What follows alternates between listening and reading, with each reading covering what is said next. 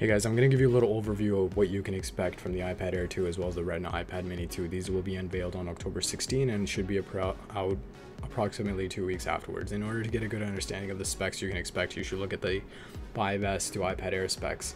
So the 5S had a 1.3 GHz A7 with the M7 co-processor, 1 GB of RAM, 1.2 megapixel front camera, 8 megapixel rear camera, and it was 7.6 millimeters thin. So this thing was a pretty good upgrade from the iPhone 5, that's for sure.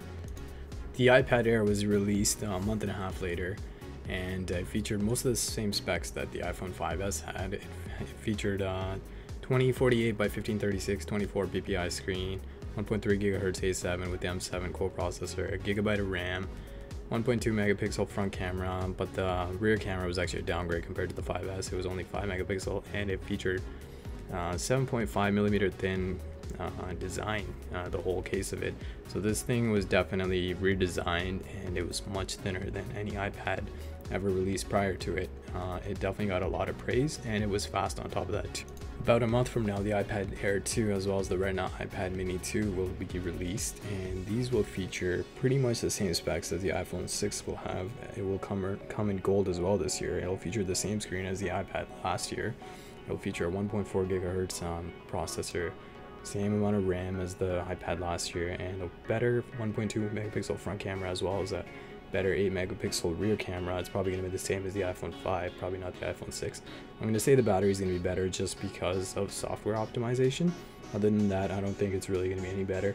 And of course, it's going to come with Touch ID finally this year, and it's going to be 7.5 millimeters thin. So yes, even thinner than the iPad last year. This thing should be a pretty good upgrade for those who are interested. Obviously, people who still have an iPad Air 1 won't really have a reason to upgrade to this yet.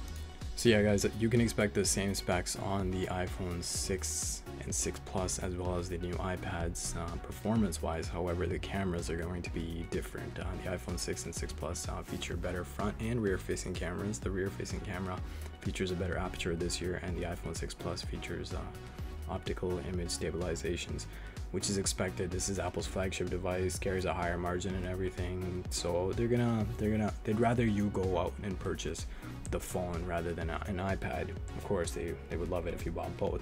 So performance wise, you can expect the same from all these devices coming out this year, which is good. One thing shouldn't be slower than the other, otherwise you would only prefer using one over the other.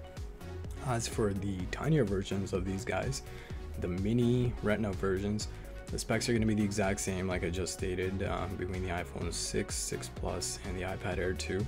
However, like I said before, the only thing that's going to be different are the cameras. Compared to last year's Retina Mini, the cameras are going to be slightly upgraded, and the performance is obviously better. Screen's not going to get any better, but I think there will be slight battery life improvements only because of software optimizations. And of course, the Retina iPad Mini 2 is going to come in gold as well. Some people are speculating that the new iPads will not have a mute switch. However, none of the leaks support this. As you can see in these pictures here, there is a gold option. Last year there was leaks for the gold version as well. However, they never ended up coming out. This may have been because of manufacturing reasons, or maybe to make the iPhone 5S more special. Who knows? Let me know which iPad you guys will go pick up, the iPad Mini or the iPad Air 2. And please let me know what I should go pick up as well, and I will do a review and unboxing on it. Thanks for watching guys. If you enjoyed the video, please give it a thumbs up, and please subscribe. It really helps me out more than you guys can imagine, and it gives me motivation to continue making these videos. Thanks for watching guys.